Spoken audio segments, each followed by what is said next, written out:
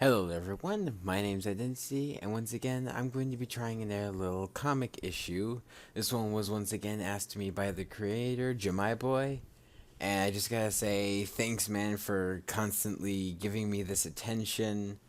I love getting requested videos, so yeah, if you guys want a video specifically, just leave a comment down below and I will try to make it. Without further ado, let's get on with the video.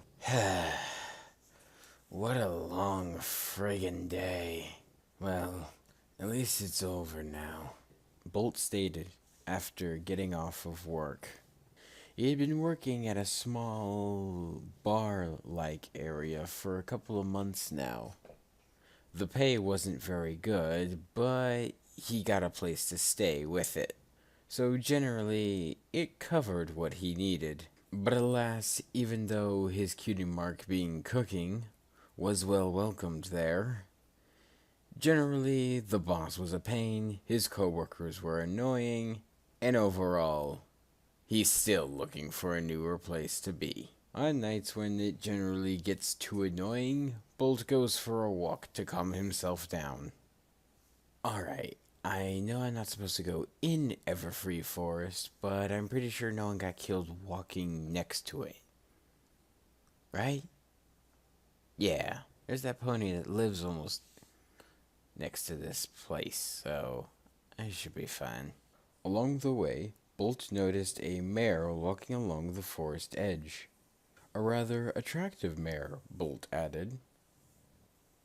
A pearl white coat complemented with a fiery mane and piercing violet eyes. Bolt had noticed that her eyes were the strangest of all, almost looking as if they were slitted. Bolt looked at her with curiosity. Hello there. Oh, hello there. What brings you out this late at night? The white unicorn almost looked terrified of Bolt. Regardless, he tried to ignore it and break the ice. Oh, a long day of work, so I try and walk off the stress. Oh, really now? And just where do you work exactly? Oh, just a simple bar. I make cheap frozen food for ponies. It's generally quite a waste. But I don't have to pay taxes on where I sleep, so it's worth enough. Is that so now? In my line of work, I make enough money to where I could pay for a chef. Think you'd want to try to work with me for a bit? Really now? You think you could give me more than what I'm already making?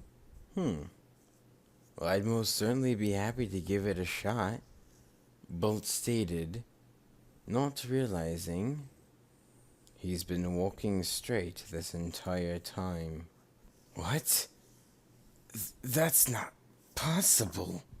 The once small unicorn rose from the bushes to reveal a giant serpent-like tail.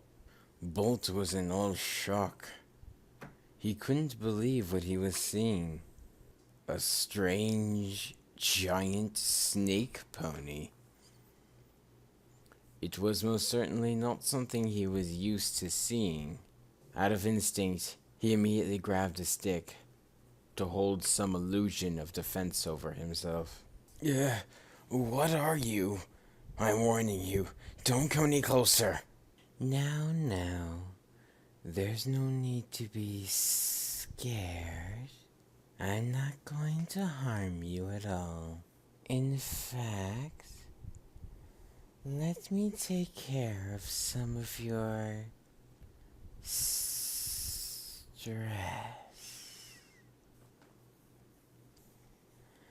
A mysterious green liquid poured from her fangs. Bolt scolded himself for not noticing them sooner. It almost seemed though they had grown twice their length originally. Without hesitation, her tail coiled right around Bolt's arm, and he lost the stick he was using. Before Bolt could even protest, Ruby sunk his fangs into Bolt's back. Bolt felt no pain from the bite, but he could tell exactly what was happening. Gah, that's so weird. Bolt tried to panic as he could feel Ruby pumping in a decent amount of venom into him. And yet, he was starting to relax. Without Amir, Bolt was unable to realize that swells were starting to form around his eyes.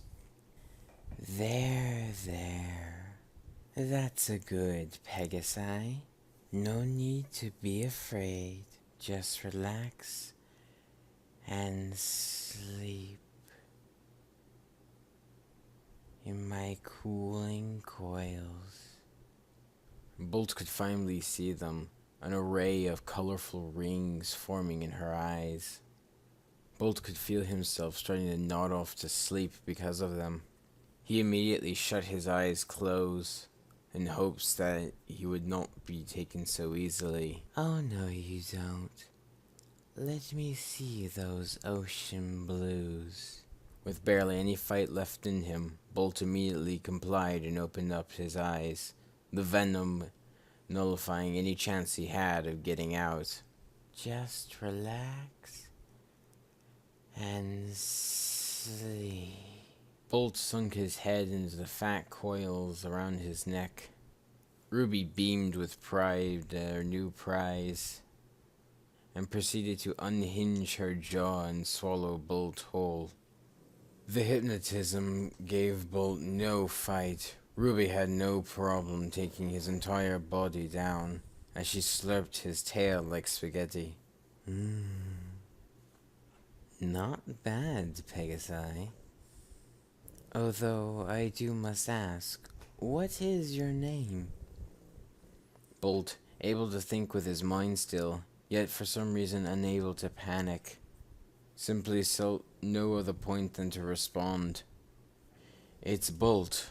Bolt Blood Thundercloud. You? I am Ruby Scales. Bolt squirmed around, trying to get a little more comfortable. Sensing things couldn't seem to get any worse than now, he decided to go gutsy and ask her the big question. Am I going to die in here? Ruby frowned at that response. No. This is essentially storage so I can travel with you easier. I'll be taking you back to my place, and I'll see whether or not you are a good cook or not. If you pass, you can stay with me, and I'll most certainly be able to double what you're getting. Bolt, starting to hesitate his own skills. And if I'm not so good, I'll consider leading you back to your old life. For now, just sleep, little thundercloud.